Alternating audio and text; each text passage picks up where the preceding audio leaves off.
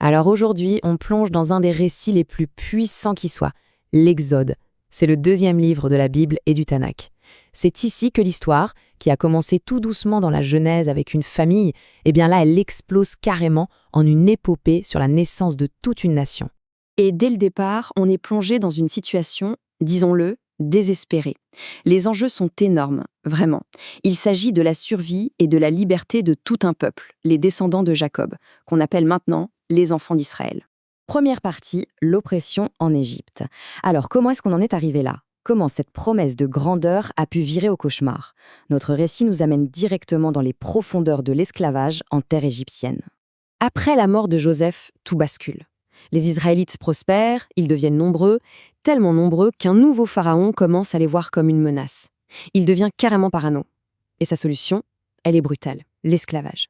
On parle de travaux forcés écrasants, d'une oppression systématique, un état de servitude qui va durer des centaines d'années. Deuxième partie, l'appel de Moïse. Mais voilà, même dans la situation la plus sombre, il y a souvent une lueur d'espoir. Et cette lueur, eh bien, c'est un homme nommé Moïse. Et son histoire, c'est celle d'une intervention divine qui va absolument tout changer. Ce qui rend Moïse si particulier, c'est sa double identité. Pensez-y en seconde. Ce type est un Hébreu de naissance, mais il a été élevé comme un prince égyptien, dans le palais même de celui qui opprime son peuple. Cette position unique fait de lui littéralement le pont parfait entre ces deux mondes. C'est lui que Dieu va choisir pour une mission qui paraît impossible, libérer son peuple. Et puis arrive le moment clé, le tournant de sa vie et de toute l'histoire, c'est la fameuse scène du buisson ardent. C'est là que Dieu se révèle à Moïse. Écoutez bien la force de ces mots. « J'ai vu, je suis descendu pour le délivrer ». Là, on n'est plus dans une promesse lointaine, non, c'est le début de l'action. Dieu intervient directement. Troisième partie, la confrontation avec Pharaon.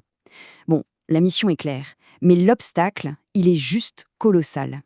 Le récit bascule maintenant dans un véritable bras de fer, un affrontement titanique entre la volonté divine, portée par Moïse, et le pouvoir absolu du Pharaon. C'est la grande question. Sérieusement, comment fait-on plier un homme qui se prend pour un dieu? Parce qu'il ne faut pas l'oublier, Pharaon n'est pas juste un roi, il est vu comme une divinité. Le défi pour Moïse et son frère Aaron, ce n'est donc pas juste politique, c'est bien plus profond, c'est théologique. Ce qui va suivre, c'est une sorte de cycle infernal. Imaginez la scène, Moïse et Aaron se présentent, ils exigent la libération. Pharaon, avec toute son arrogance, refuse. Et paf, en réponse, un désastre s'abat sur l'Égypte. Et ce schéma terrible, il va se répéter, encore et encore, chaque plaie étant pire que la précédente. Attention, hein, ces plaies, elles ne sortent pas de nulle part. Chacune, en fait, c'est une attaque ciblée, une sorte de défi lancé aux dieux égyptiens pour montrer qui est le plus fort. On parle de fléaux terrifiants, des sauterelles qui dévorent tout, des ténèbres si épaisses qu'elles éteignent le dieu soleil Ra, jusqu'à l'apothéose, la 10e plaie, la plus terrible de toutes. Quatrième partie, la sortie d'Égypte. Et là, on arrive au point de rupture. La confrontation atteint son sommet, et c'est violent. C'est le moment de la libération et le tout début d'un long voyage vers la liberté. C'est vraiment le coup de grâce, la tragédie qui va toucher Pharaon personnellement, dans sa propre famille, et qui va, enfin, briser sa volonté de faire. Face à la mort de son propre héritier et de tous les premiers-nés d'Égypte, le dieu roi s'effondre. C'est fini. Il cède et il leur dit « Partez, maintenant ». Et ce départ se fait dans une précipitation totale, tellement d'ailleurs que ça donnera naissance à la fête de la Pâque.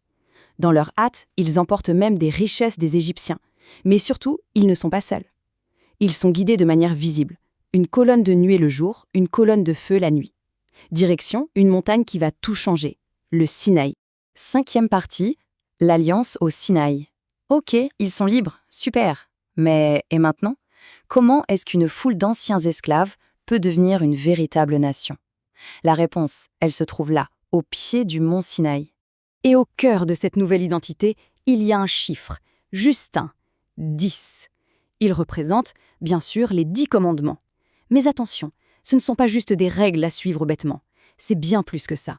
C'est la constitution, le socle moral et spirituel de cette nation naissante.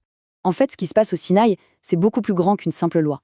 C'est la signature d'un contrat, si on veut, une alliance, un pacte, où chacun a sa part du marché. D'un côté, Dieu donne un cadre pour vivre en société. De l'autre, le peuple s'engage à suivre ses principes. Et pour que cette alliance soit bien réelle, bien concrète, Dieu va demander quelque chose d'incroyable, la construction d'un sanctuaire mobile, le tabernacle. Franchement, le concept est révolutionnaire pour l'époque. L'idée, c'est que la présence de Dieu n'est plus clouée à un seul endroit, genre une montagne. Non, elle bouge avec eux, elle voyage au cœur même du camp. Donc, si on devait résumer, l'Exode s'articule autour de 3 thèmes majeurs vraiment inséparables. On a d'abord, bien sûr, la liberté, cette sortie de l'oppression. Ensuite vient l'obéissance. Ok, on est libre, mais comment on vit ensemble, c'est le rôle de la loi. Et pour finir, la présence divine, cette idée que Dieu n'est pas loin, il marche avec son peuple. Tout ça nous amène finalement à une dernière question. Comment est-ce que ces grands thèmes, la lutte pour la liberté, la recherche de la justice par la loi, la quête de sens, comment est-ce que tout ça résonne encore aujourd'hui des milliers d'années plus tard? Et c'est peut-être ça, finalement, la force incroyable et intemporelle du livre de l'Exode.